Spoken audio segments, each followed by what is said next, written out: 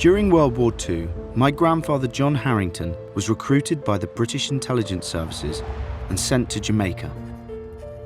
So my grandfather's job was to keep an eye on Edward, the abdicated king, report back on what he was doing and who he was talking to. Is that right? Yes, and he's MI5 and MI6, Yeah. but there's also FBI, there's special branch, there's 24-hour surveillance. So he's a bit of a spy. Absolutely, he is. Yeah, Excellent. and this is an important spy. You can categorically say that my grandfather was a spy. He absolutely was a spy, and this is one of the most important Brilliant. spying operations of 1941. We can stop there. That's fine.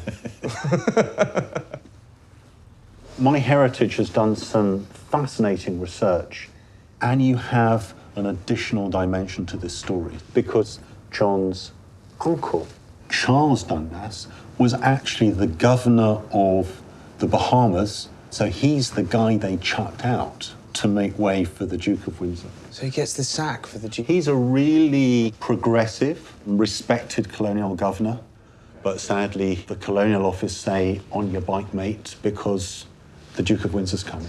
So that would have probably rubbed my grandfather up the wrong way already before going into this job, keeping an eye on this guy, of thinking, well, you've booted out my uncle.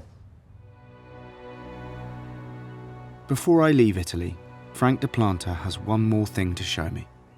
I have a letter here from the MyHeritage team, from Eleanor Reed, whose father served in the Queen's Royal Regiment here.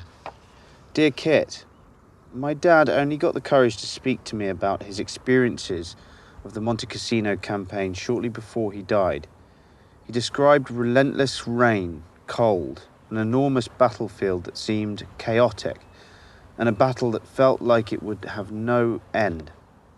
They became known as the men of mud and blood. He experienced PTSD, shell shock. He drank too much, which badly affected his marriage. Yeah.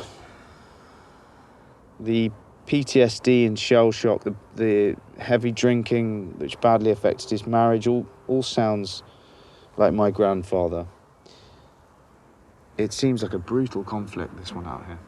It was.